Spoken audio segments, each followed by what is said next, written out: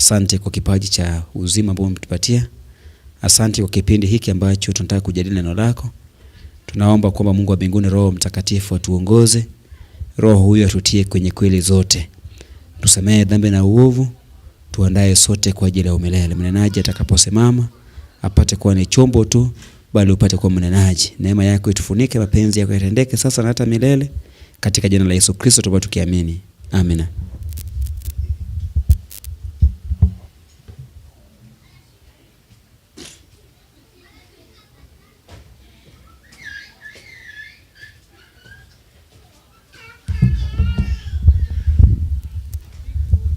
Sabato njema. Ni furaha tena kupata nafasi ya kusemezana katika neno. Wakati wa mchana tulizungumza kuhusu uvumi unaoleta wokovu. Rumors that save. It's true, there are people who have been saved by rumors. Na rumors ama uvumi tulieleza katika kipindi hicho cha asubuhi kwamba ni habari ambayo unaweza ukaipokea, lakini haijadhibitishwa kwamba ni habari ya kweli au si ya kweli. Unaweza ukaiamini au ukose kuiamini. Hujui ni hiyo habari imetoka kwa nani huenda, na ukweli zaidi kuhusu hiyo habari pia huna. Rumors, information that is spreading and normally very fast, but has not been verified, has not been confirmed to be the truth or not the truth. It's undoubtful. It's doubtful, sorry. Hatuna uhakika kuhusu hiyo habari. Asubuhi tuligundua kwamba habari ikishaenea, kuna watu wako radhi kuipokea kwa sababu wanahitaji hiyo habari. Kuna watu wanapokea habari ambazo hazijadhibitika na wanaendelea kuiamini. Kuna wale maisha yao sasa yanaongozwa na habari ambayo hata ukimuuliza imetoka wapi, hawezi akaitetea. Kuna usemi fulani, Mungu husaidia nyinyi. Vile Biblia inasema, Biblia gani? Haipo. Kipindi hicho cha asubuhi tuliangalia ni kwa nini tunastahili kujitokeza kusambaza habari za kweli. Nilianza kwa usemi wa kufungua ambao ulikuwa unasema kwamba enzi hizi ambazo tunaishi, nyakati tunazoishi, we live in a very fast pacing world where people today are referred to as viewers, subscribers, followers na mengine mengi in our various online platform. So ideally the church should learn ways of reaching out to people where they are. Why? We said millions of people are using Google. They are Googling spiritual questions that they are afraid to ask their friends, their relatives, or anyone around them. Today, people will turn to Google for all kinds of answers. Ndivyo tulivyosema, especially even questions they are hesitant to ask people around them. I gave you an example in the morning, the story of the woman at the well in John chapter 4. She was a social outcast. She would not go to public gatherings because of the tag that she bore. I also shared with you from the book of Joshua chapter 2, the story of Rahab. The opening statement is that Rahab was a harlot. A harlot is a prostitute. But again, the spies that went to spy the land were received and accommodated by Rahab. She saved their lives. And in return, when now it was time to attack and conquer Jericho, it's only Rahab and her family that were saved. You see, Rahab, we shared in the morning in verse 9, 10, and 11. Rahab receives these spies and tells them that we have heard your stories, how your God saved you from Pharaoh in Egypt, the plagues, the 10 plagues of Egypt, how your God, while you are in the desert, fed you using manna, how your God delivered you from your enemies on your journey through the desert, how when you were thirsty for water, your God produced water out of a rock. We heard that when you were stranded by the Red Sea and the Egyptian army was pursuing you, your God saved you from the hands of Pharaoh, and you walked through the Red Sea like dry land. You see, in Canaan there were gods that they believed in, but these gods had done nothing remarkable or nothing that would be compared to what the God of the children of Israel had done. So without a preacher going to stand in pulpits, in tabernacles, in altars, in Jericho, before the spies arrive, the information about their God has already spread. You see, today, something can happen in your own village where you stay.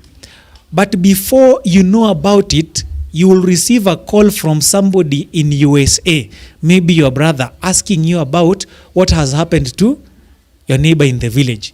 While you are in the village, you know nothing about it. But somebody who is very far already has the information. It's a common thing nowadays. You lose a relative, you are still at your place of work or somewhere, maybe a tragic death like an accident. Somebody has taken the clip and has shared it online. Your relative who is very far away from you calls you to ask, what has happened to so and so? You do not know, but they already know. That is the kind of a society we live in today. If we put this into consideration, then our church should not wait for people to walk in their numbers, crowds, or wherever, looking for a church around. Then we give them the information about the love of God that they need. No. Before they come, they have already received something in advance. The church should now change strategies of evangelism. Things are changing. Trends are changing. The world is moving so fast. If businessmen, previously, a manufacturer would wait for distributors to go collect goods from them. Consumers would wait for retailers to go get them from the distributors, isn't it? Today, you are a producer, you don't wait for the distributors and the whatever. No. Today, consumers can get it directly from the source. Today, to withstand competition in the market, if you manufacture bread, you don't wait for people to come buy it in wholesale from the factory, from the source. Today, let me give examples. We see these vehicles here. You bake bread. When it's ready, by dawn, you have your lorries. You have packed that bread. You're going to look for somebody with some small shop who will only buy 10 pieces or 5 pieces of the loaves of bread that you are selling. You following? Today, retailers, these small shops, we don't have, if we want bread, we don't have to go to buy it from the wholesale. It is distributed at our doorsteps. Unfortunately, the church sits here waiting for people to come look for that information from here. How? If it happens, it's because of the faithfuls who know about the existence of that church in that place and who maybe have visited or something like that. They know about it. They're already converts. Somebody who does not know. Today, you leave this town and go to the nearest town. You don't ask people who reside there about the best facility that you can lodge in. You have already used your phone, Google, Airbnb, or accommodation facilities around, isn't it? But still, in church, we expect that people will come and receive the good news. Does it work? Trends have changed. And therefore, even the trends of evangelism should change. That is what I want us to share this afternoon. We do not know where they stay. How do we locate them? We are not going to walk door to door. But they are anywhere and they are everywhere. They are all over. Now, it's a digital world. It includes the seekers of truth from around us. They could be your immediate neighbor or a distant neighbor. Anybody with an internet connection and a smartphone. Not necessarily a smartphone, a phone that can access the internet. Just that. So, we need to reach these people who are searching for the truth by themselves, but cannot get to where the church is. It's a hidden mission field. And now I want us to look at tips, digital and evangelism tips for churches.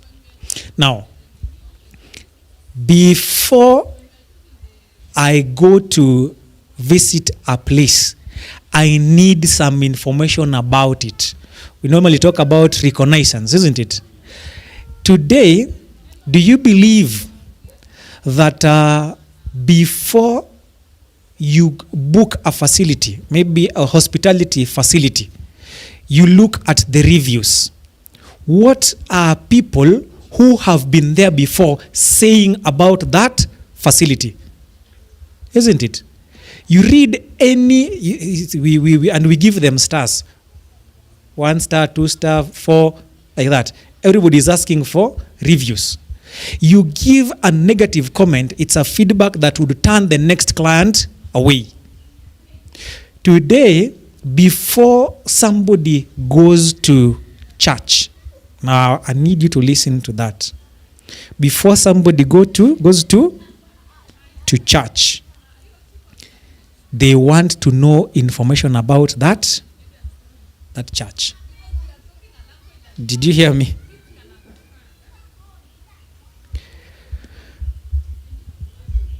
Let's look at this. The first tip that I will give especially to this church. I discovered people have moved, but this specific church hasn't made serious efforts. So number one, we need to start an active social media accounts. Everybody is on social media. So if we stay away from social media, we will not reach them. So we have to go find them where they are, which is social media. Now, social media platforms are several. The most the popular ones include Facebook, isn't it? Today, a lot of people are on Facebook. Now, there is this class of thought about when Facebook started and how the youth flooded it, that the elite ran away from Facebook, thinking that their level of civilization, Facebook ni ya watoto. Hata kama ni ya watoto, hao watoto pia wanahitajika. We are adults. If corporates are on Facebook and you are the CEO of that corporate, is it sensible you want to tell us you can't join to know even what happens to your farm? They are all over. Now, when I talk about social media accounts, it means more than just having a Facebook page, Instagram account, Twitter. It means more. We need to create a strategy that aims to build relationships and increase engagement. How are we going to engage with the people on social media platforms? Social media is a great way to connect with the people in the community around your church and learn more about what their needs are. Did you hear that? What are the needs of the people who stay around this church? You see, these plots, this estate, the people who stay around here should be number one target for this church, isn't it? To service their needs. Now, as a church, do we know the immediate needs of the people around here? Is this a slum dwelling? Is it a mixture? Is it a high-end estate? That the class of people, the kind of people who reside here, they have needs, which we have to know before we can meet them.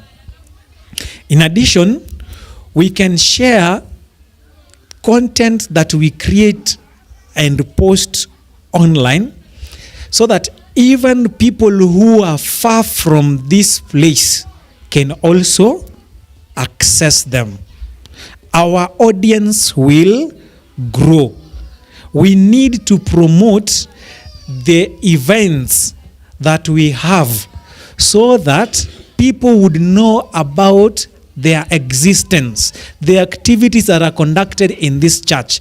If we publicize, then somebody from around will be able to know and attend.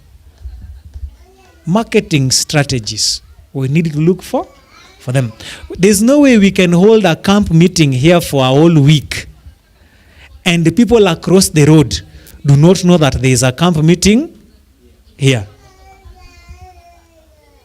That is a big event that should not go unnoticed.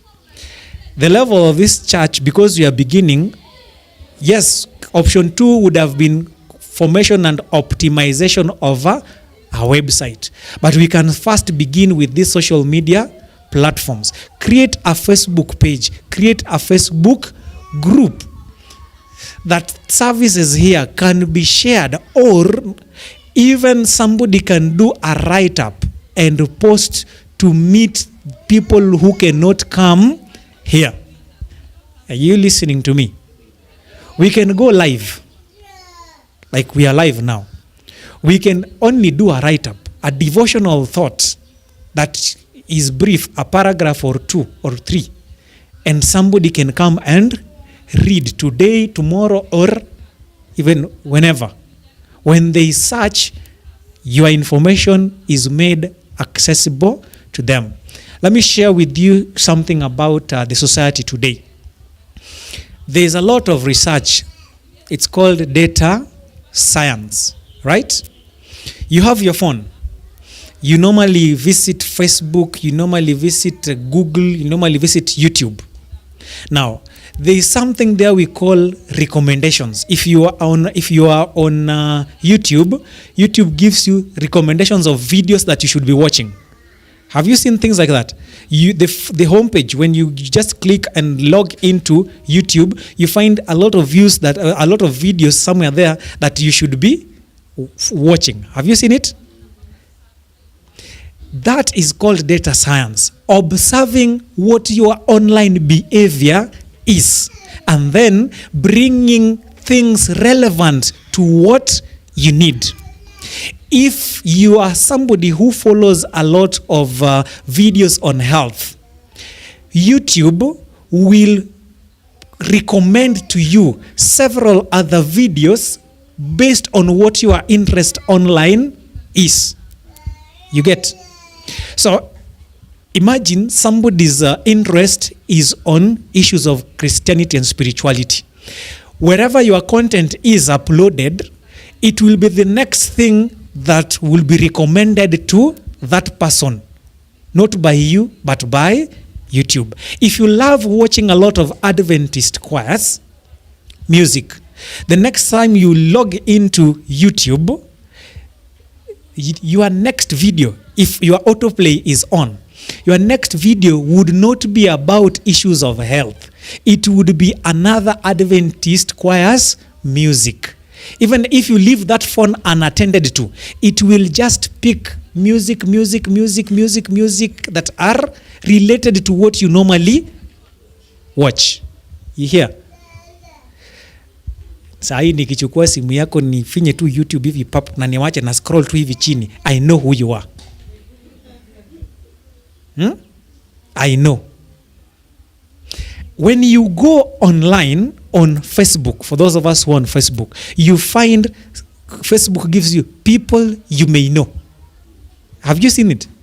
Are they strangers? It will even give you 30 mutual friends, 6 mutual friends. Yeah? It looks at your behavior online. Then bring in what is relevant for you. Ati hiyo music sikukuwa hapo ni imejicheza tu yenyewe. It tells us who you are. Without you managing that phone knows where it should be visiting. Now, that is what we call online evangelism.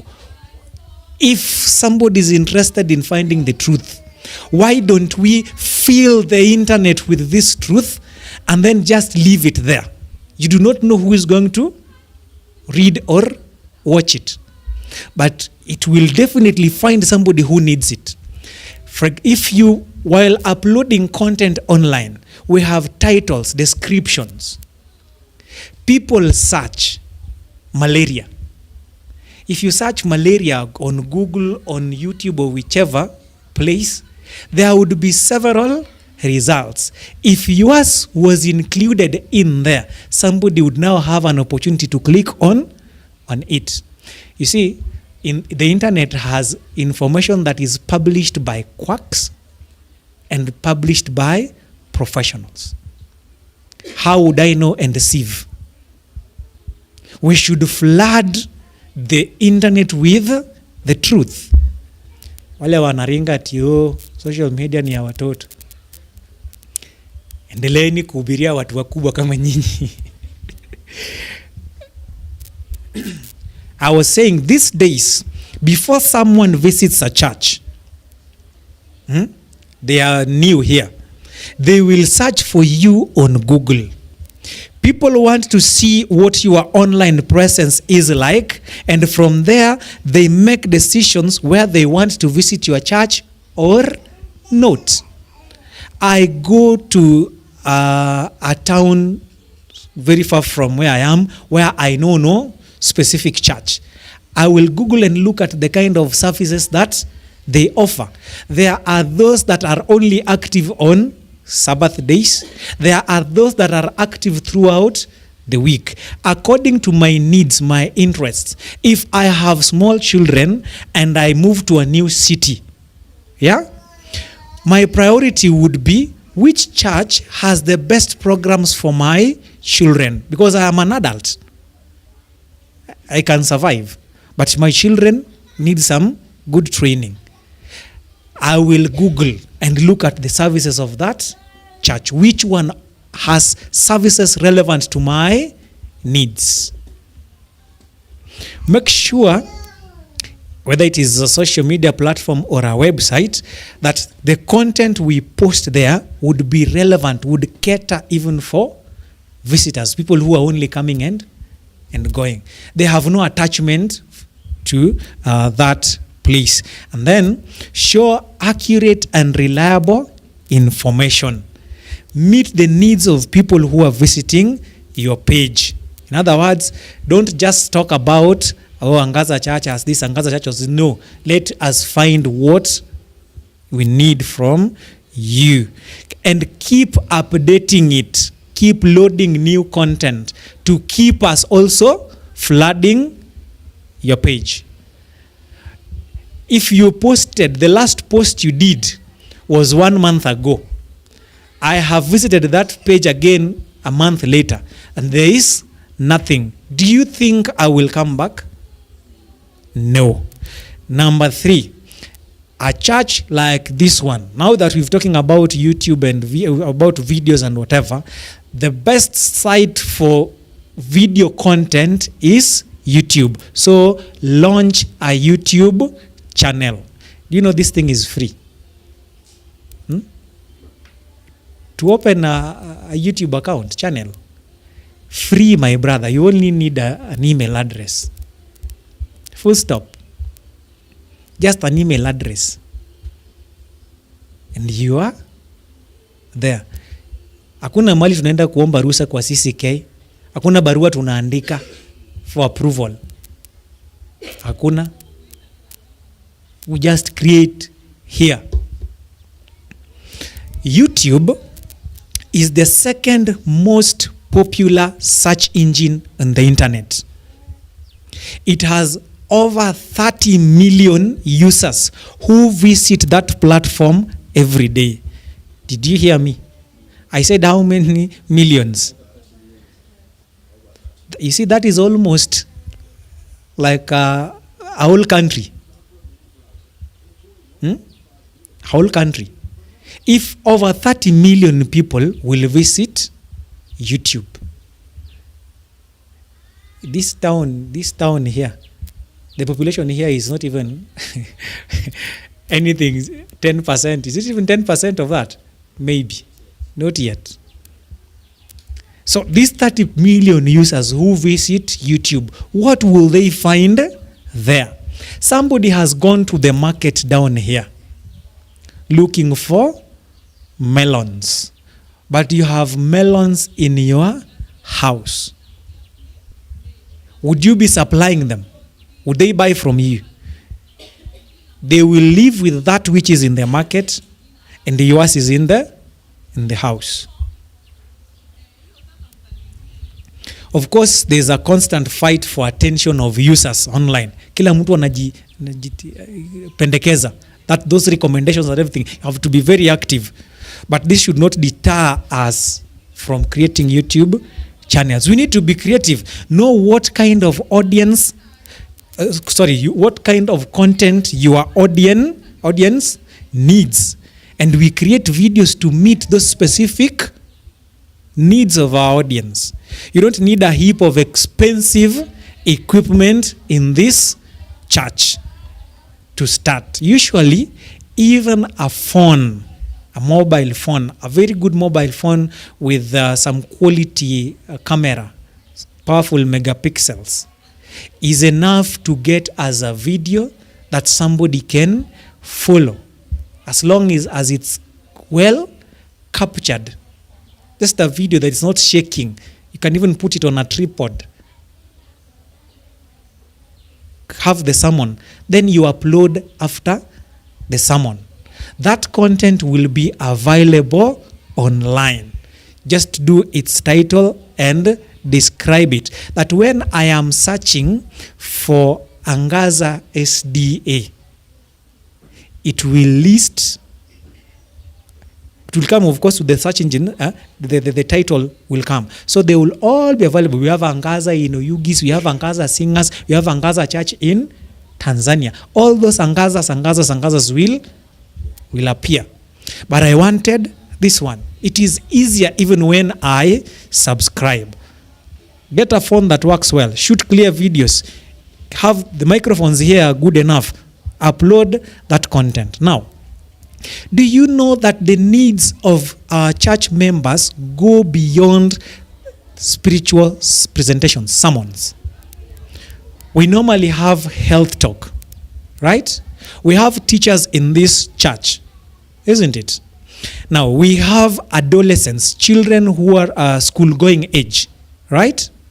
So, if I take two teachers, one teacher here, another teacher here, I sit them down, I become their interviewer, I ask them how I can handle teenagers.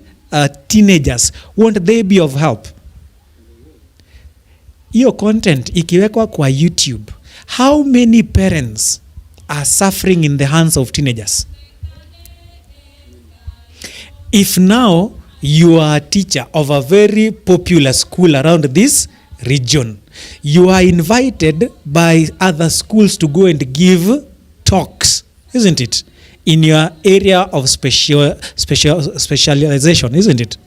What if you just sit, record the same content that you will go and deliver, but it is needful for the members of this church during education department's Sabbath?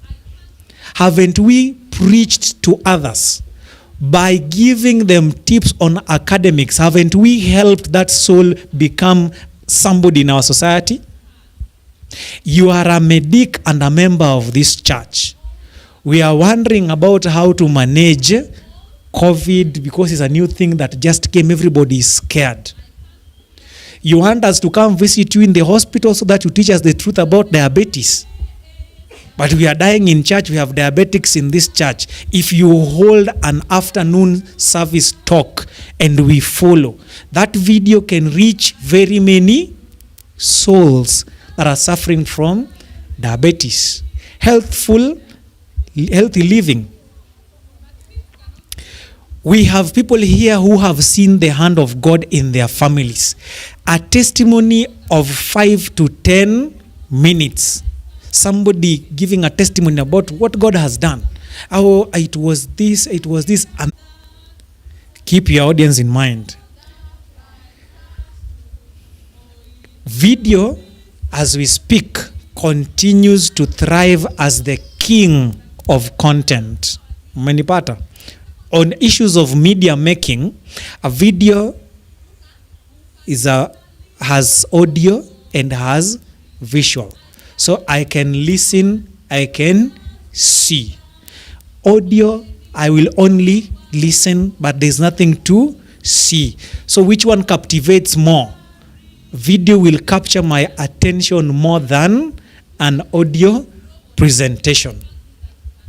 It does. So we can record stories, share them on our church's platform, and others would be helped. We can encourage members to share the link, and it will drive traffic on that channel. Now, whenever you go online, find a video, or whenever you go to Facebook and you click like on a content, we have people who are advertising on Facebook, people who are advertising on YouTube. Using data science that I was telling you about, which content is popular? What makes it popular? When you go online and click like, and we are 10 people who have clicked on like, it's like people have gone to the shop and 10 people have asked the price of a commodity. You can have good content, but when there's nobody who has clicked like on it, it's like it's just any other. It's a dead stock. It's filling stores for no reason. No wonder you keep seeing us say, if you like this video, kindly click on like it. So when you like it, it is recommended to others. Yeah?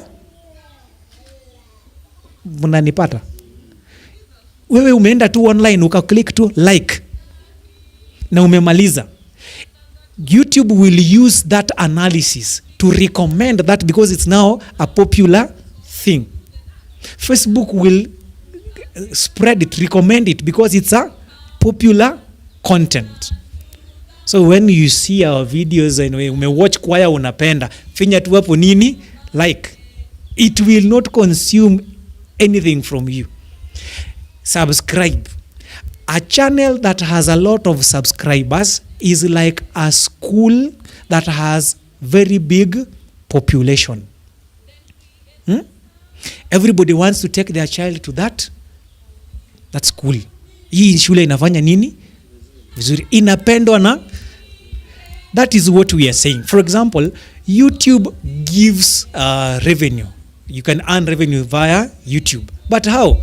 Condition is you must have 1,000 people who have clicked the subscribe button because advertisers need other people to see it. How do you advertise on a page that has only 2 views? Doesn't make sense, isn't it? So when we have Angaza Church has 1,000 subscribers, now YouTube can use it for business. It is now monetized. We can now monetize that channel. Before that is done, yoni uwezi kutoka Nairobi, mabati rolling mills. Kuna mtu Oyugis anahitaji mabati mangapi? Ati umlete kwa lori. Haiwezekani. But kama mtu hapa amefanya order ya 100 mabatis, they will deliver. Isn't it? So we have to popularize our channels, ask people to subscribe. Hakuna deduction kama ile ati ukisubscribe unakatwa shilingi 2 kila siku. Hakuna. The same data that you use to watch and do other things is the same that is accounting for it. So like, subscribe, then share. Content that is shared finds its way to others. Number 4, conduct online Bible studies. I want to know about the state of the dead. You have very good lessons about the state of the dead in this church. We have very good speakers in this church, but your content only ends here. The moment it has been uploaded and given a description where the famous theologians' content will be listed, yours will also find its way. When I click search state of the dead, I click state of the dead, YouTube will list all that content that has state of the dead, and yours will be among them. So if there is that which is giving us false information, but yours has the best information, we have reached out to people. Let us conduct online Bible studies. Do a quick search online to see what people are talking about. There was a time I was seeing our media houses, is it Citizen or KTN? Daily, in a week, they would be bringing our sportsmen or corporate or something. What did the people in Kenya search this week the most? Then they will tell you this week Cristiano Ronaldo had 1 million searches. so and so had 1 million searches. If a politician did something unique, you will find the name of that politician was searched this number of times. A story that goes viral reaches many because it will be recommended. So our content, if it's relevant, will have people following and it will be recommended to all corners of the world. I was looking at YouTube analytics in the week about some content that I've been sharing online. So I was looking at it by country. Majority of people who are following my channel are Kenyans. After Kenyans, they are Tanzanians. And Tanzanians specifically in Dar es Salaam. The other week, 4,000 Tanzanians in Dar es Salaam had watched a content that I had posted online. I looked at Nairobi, 60,000 Nairobians had been watching that channel. Then I go online on WhatsApp. I found a chat, a message from Rwanda, because my contact was in there. I may not have enough time, the luxury of time, to be able to share everything, but I can confirm to you this is plus 250. Plus 250 is Rwanda. Somebody is asking me, hello, please, I am Rwandan, but I saw the AY music. I like it. If you love God, you can give me that music? Question mark. God bless you for your answer. And has put the specific music they want from me, from Rwanda. And not one person. I have received this from three Rwandese. I received one from somebody in Namibia. Recently, we had Kampori here. I captured a clip on flag lowering, flag raising, and shared online. I saw it has attracted 110,000 views, and they are giving me feedback. They want how they can access more of that. Somebody was asking me, I love West Kenya. Do they have a platform where I can also join? Thinking me, I have answers for everything. Now I'm like, which Pathfinder director do I know who will direct me to their WhatsApp group? This somebody is from Twapa in Mombasa. He needs to join and know what is happening, how good West Kenya Conference they are doing theirs here. Let's move on.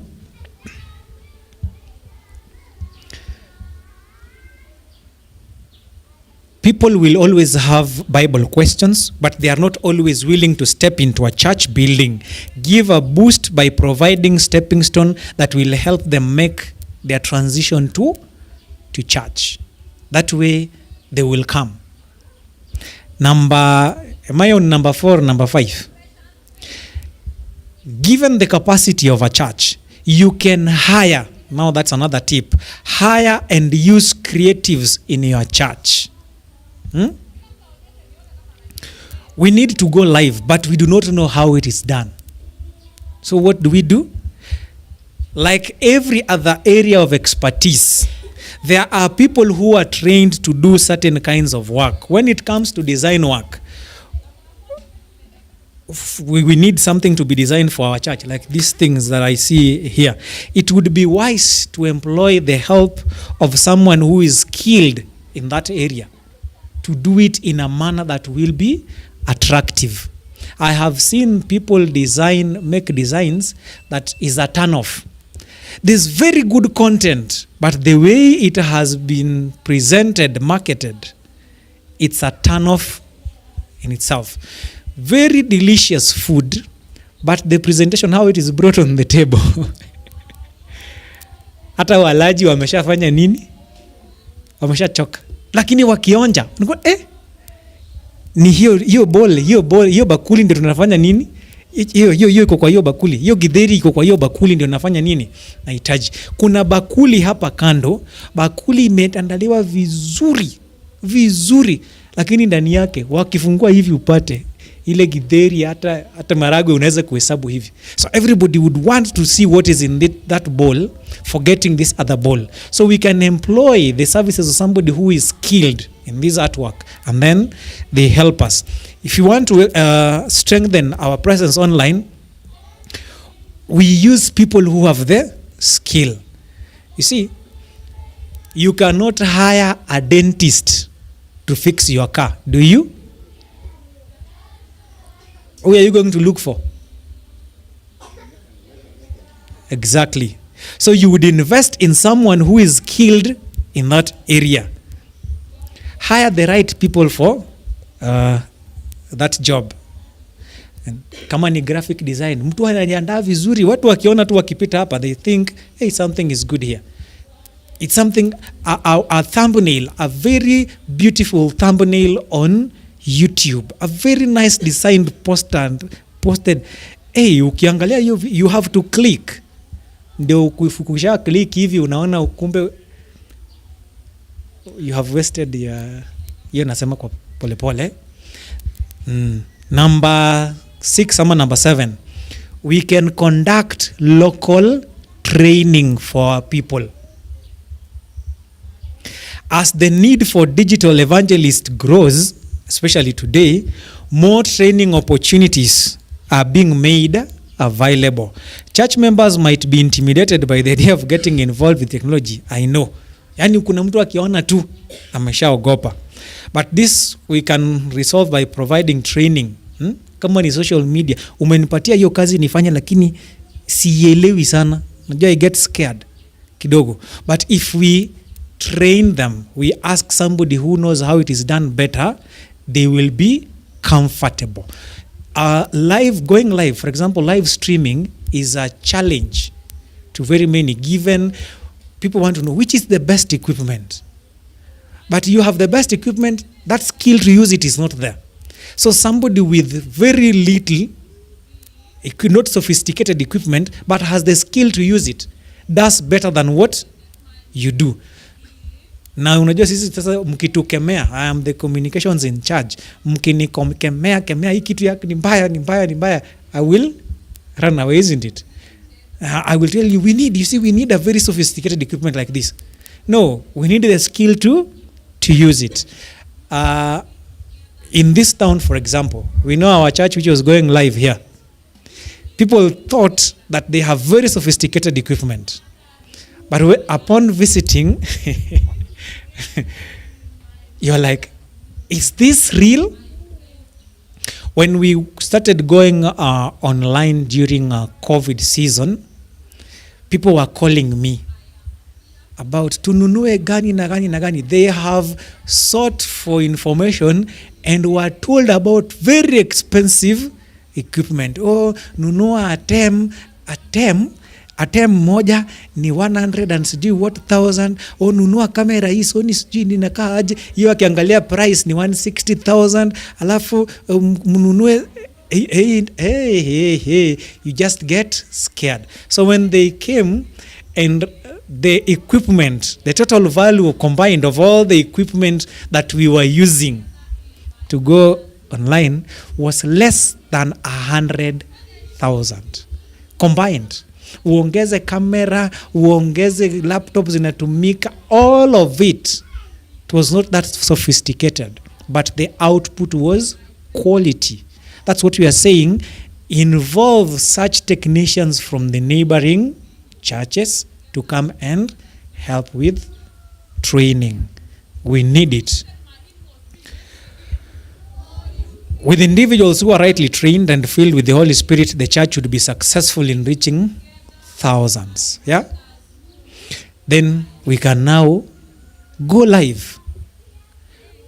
The other ideas I was talking about were not about fully going live. Going live means that service, at the point that it's beginning and it's on, somebody is able to follow it elsewhere. That's a live event being broadcast live. If we don't have that capacity, then you record that sermon and upload it later. Si bado itafika. Though this one is real time. That's the difference.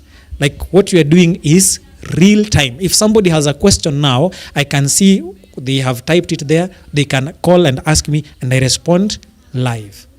Like a live TV program.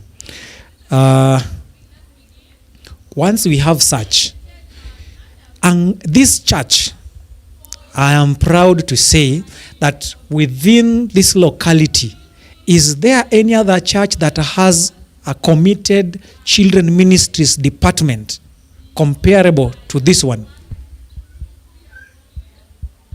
Do you know of any? This is the source where we come to benchmark on children ministries issues.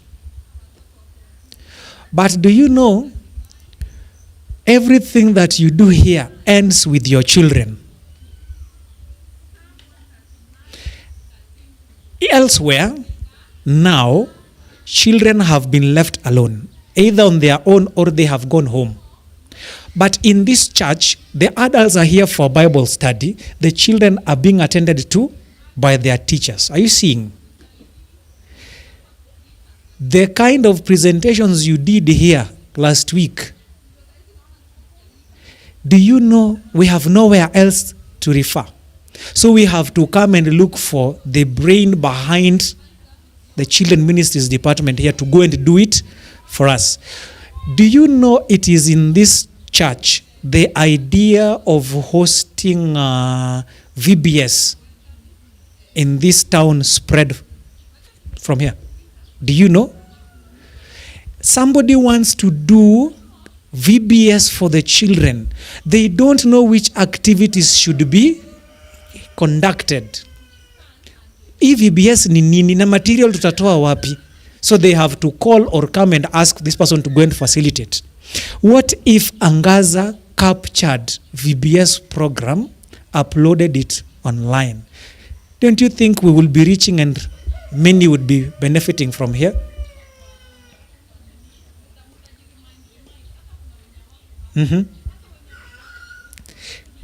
Then, when we have events, create events on social media. People will know about the existence of that event. People would attend online. We have a camp meeting here. Forget about asking them to follow live.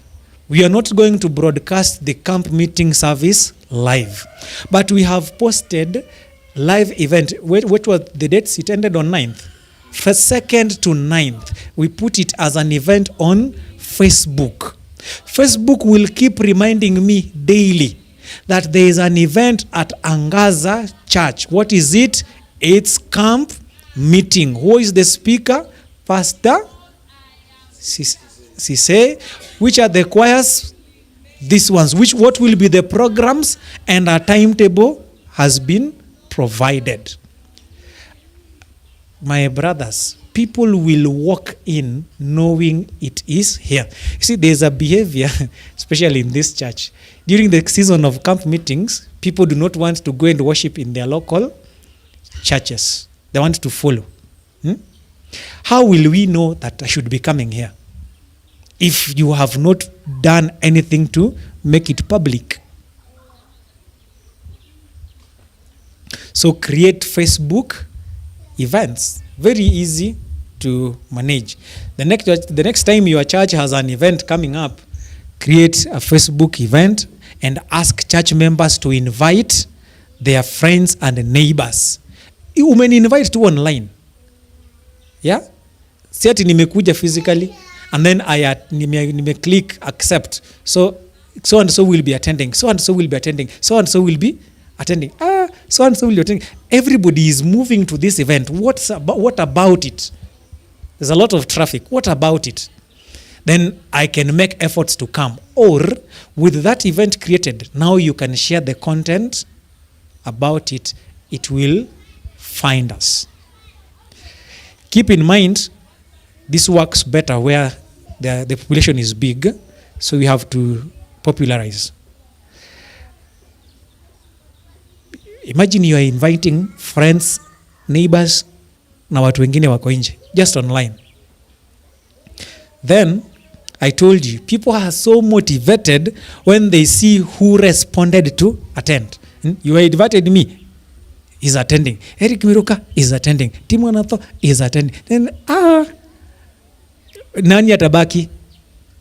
Kufa kwa wengi ni harusi. Facebook will send reminders, I tell you, to those who indicate they will attend that church service or event. Wewe umekaa tu, ulishamaliza, sasa Facebook ipambane nao. Yani umetuma Facebook, pambane nao.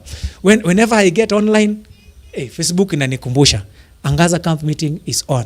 Whenever I go online, Angaza camp meeting is on. Na wewe umekaa tu huko. One church held health seminars very regularly, teaching healthy cooking. But they found that event was poorly attended. Mmeandaa crusade, mkutano wa Injili. Mnaangalia watu wanaokuja poorly attended mpaka mnakuwa demoralized, isn't it? Ni nini mbaya na hii event yetu? Mchungaji, mnakumbuka?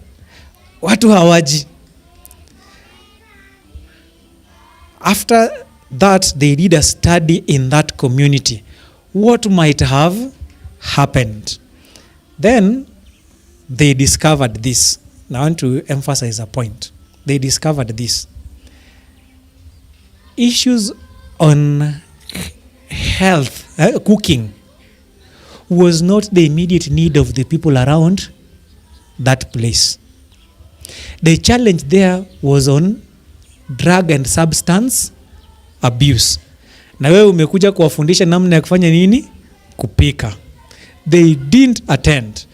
Saizi umechukua, mmeweka exhibition. Chakula chenu mnakula tu peke yenu.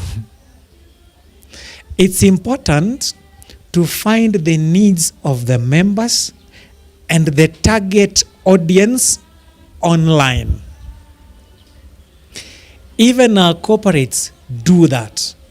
They know what they will send to me. Wewe kwa siku unapata how many promotional messages in a day? Nyingi. Those promotional messages, have you found any that is very far from your line of profession and even the kind of lifestyle that you lead? Do you find zile irrelevant kabisa imekuja kwako? In very rare cases. Safaricom looks at you na kwa line yako, you have your phone on now. Let's do this. Click star. If your phone is on, click star. Naongea na wewe. Your phone is on, click star. Dial star. All right. I'm telling everybody, you dial star 444 or 544, whichever. Now. Umebonyeza star 444. Umeshabonyeza? Weka hash. Bonyeza call. Siwapotezi. Hii si ni kitu mnatumia kila siku. Aya. Hiyo ya kwanza imekuja Super Saver. So Super Saver yako imekuja aje? 20 shillings 20 minutes up to 9 p.m. Yako option 1 yako inasema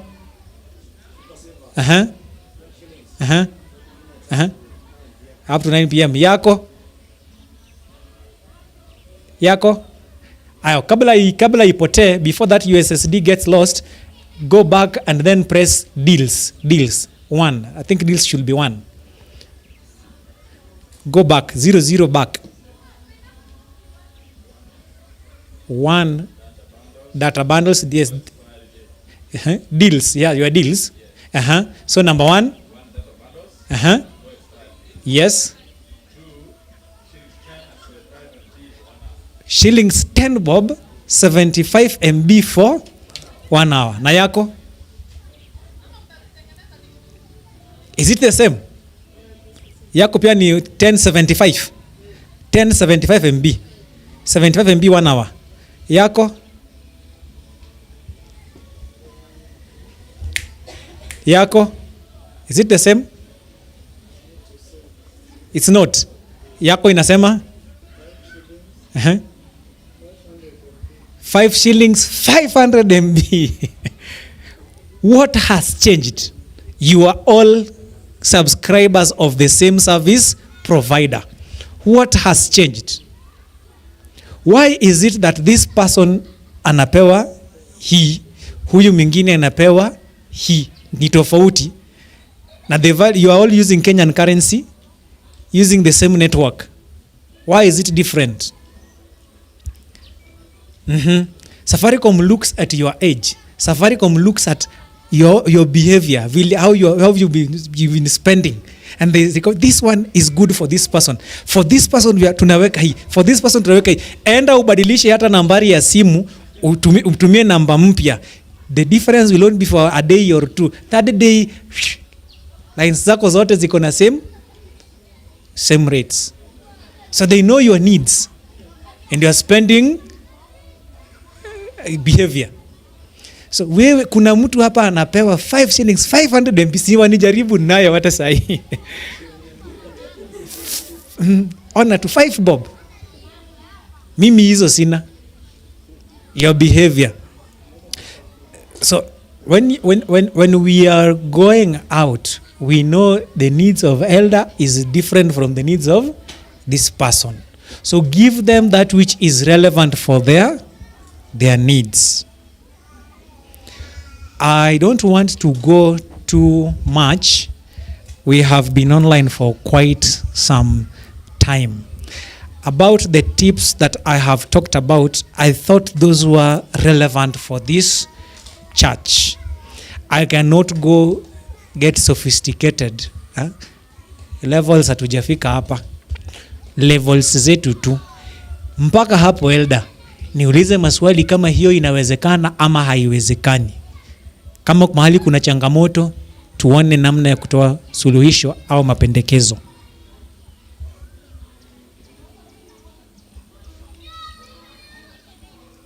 Yes, you have a question? A compliment.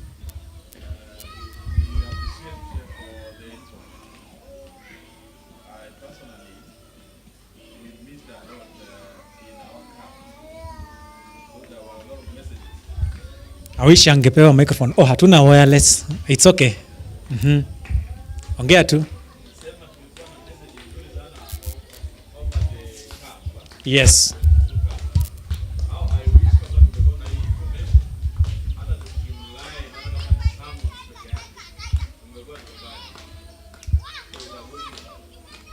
Amen. Kama matanga watu wanaweka live. Wanakuja kuwatch baadaye. Na injili someone imepita na imepita. Ingekuwa harusi inafanywa hapa, tungekuwa na kamera kwa hii church ama tusingekuwa nayo. Harusi ya individual ameform committee, iko na kamera ina capture hiyo harusi, anaenda nayo kwake to preserve that special memory in their lives, while a church waiting for the Lamb of God and ministering to souls has organized a very serious event, bigger than harusi ya mtu mmoja, and does not think about keeping that memory even if it's not for evangelism. Honestly, hapo uliza adult hawezi kuuliza hivyo vile umesema.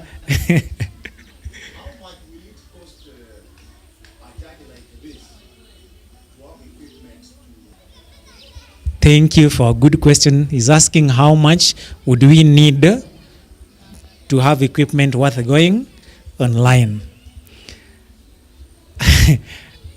Nyinyi mkiona leo nilivyokuja, I have had nobody behind this camera. Vile niliset nikaiwacha hapo imekaa tu na tuko live, si ndio?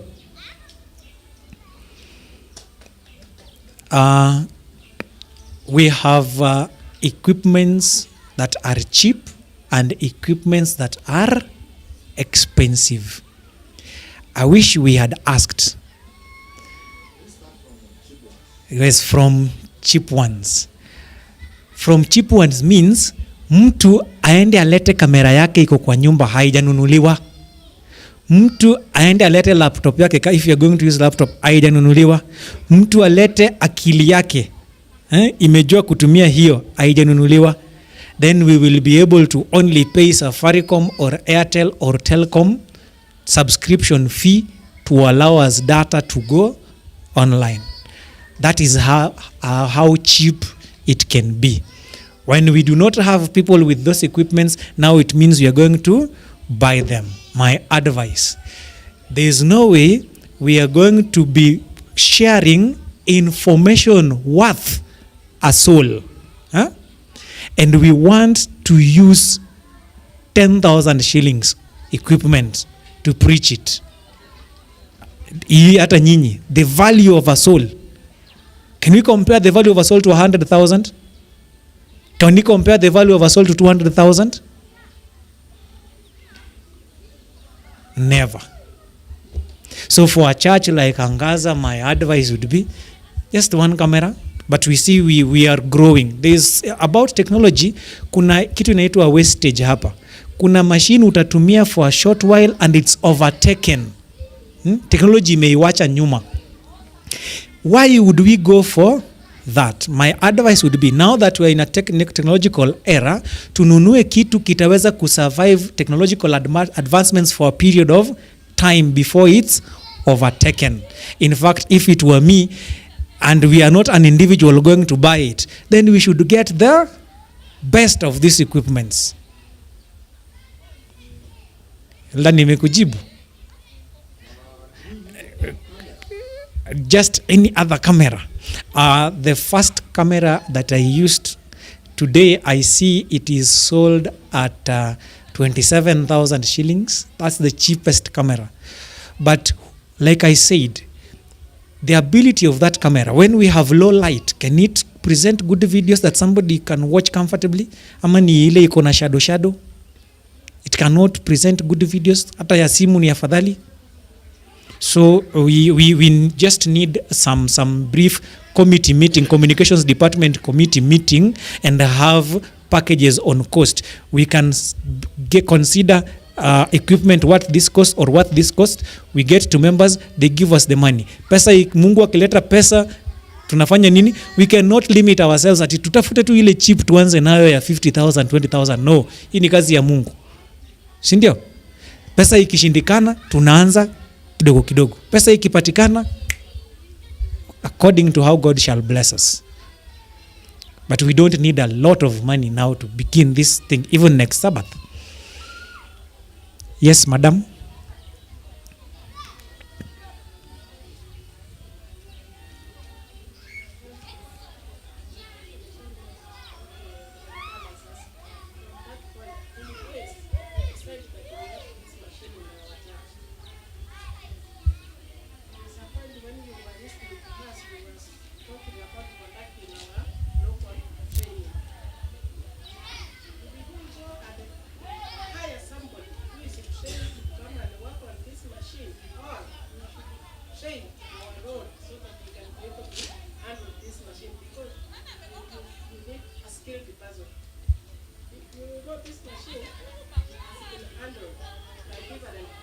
Mm-hmm.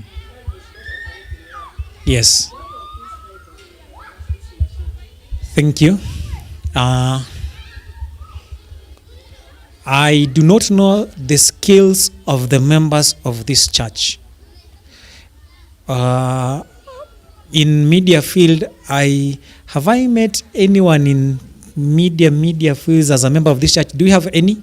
Mtu anafanya media things? There is one. Good. Then we have now personnel. So all we need to do is just give some training on how to handle the specific equipment, right? You asked whether we should hire from outside or train from within. If we have from within, we can hire somebody to train them, and then they will be here. They would know what is relevant for the church. We can have somebody who has skills on technology, yeah, but does